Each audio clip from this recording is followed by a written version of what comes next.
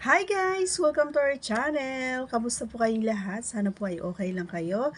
And syempre today's vlog mga idol ay ito yung gusto kong i-share sa inyo. No?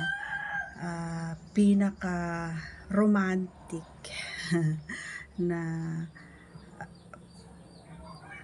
ginagawa nyo sa inyong mga partner. So kung hindi mo pa nagawa ito, ayan, makinig ka.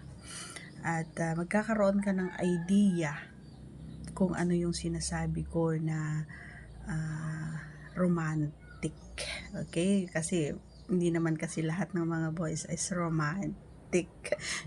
Gusto lang nilang matapos or makatapos. Yung ibang boys dyan gusto lang makapasok o masaya na sila doon. Pero may mga mangilan-ngilan pa rin na talaga naman na Mr. Suave at Don Romantico, kumbaga, di ba?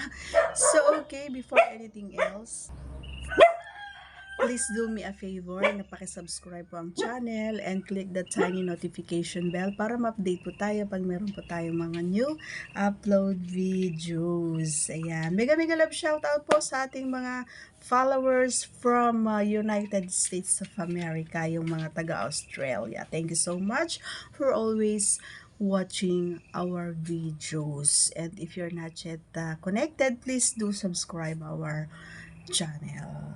Okay, so let's proceed to our main pag-uusapan. Bakit ko nasabing romantic? Ito yung pwesto, ito yung posisyon. Ayan. Yung magkaharap kayo.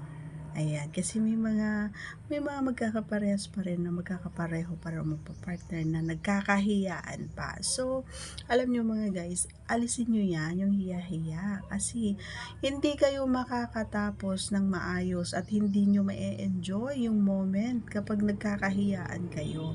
So, ano nga ba ito? Ito yung halimbawa, naka ano si lalaki doon nakahiga, o di ba? So ikaw naman yung, or either boy or girl yung nasa ilalim or nasa ano, so yung magkaharap kayo at nagkatinginan kayo ng super lagkit na tinginan is isang paraan na yun para maging romantiko ka, di ba?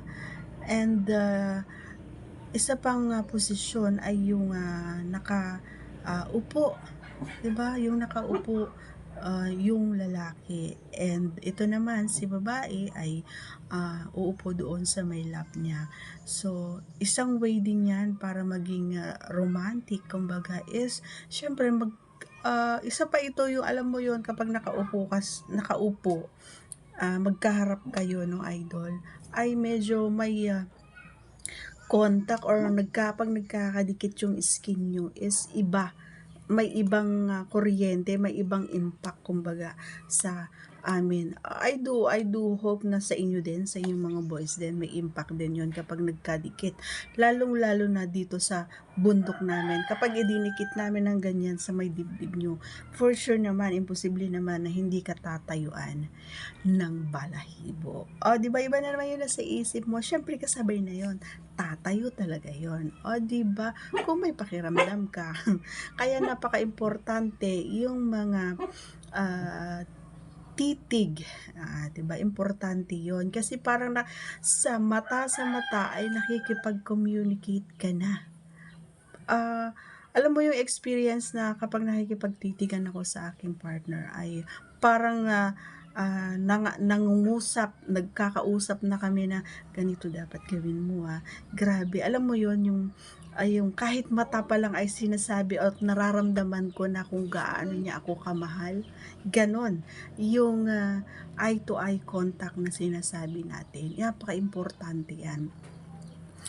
And kahit halimbawa nakaupo yung lalaki and ako nakatalikod, may paraan pa rin yan. So nandito yung sinasabi nating flexible, no? So pwede kang tumagilid na ganyan, yung leeg mo medyo kailangan syempre yung kaya mo, ano, at titigan mo siya ng matagal. So parang sinasabi mo kapag tumitig ka kasi sa kanya, parang sinasabi mo na hawakan mo yung aking bube at iyong laruin. Ganon.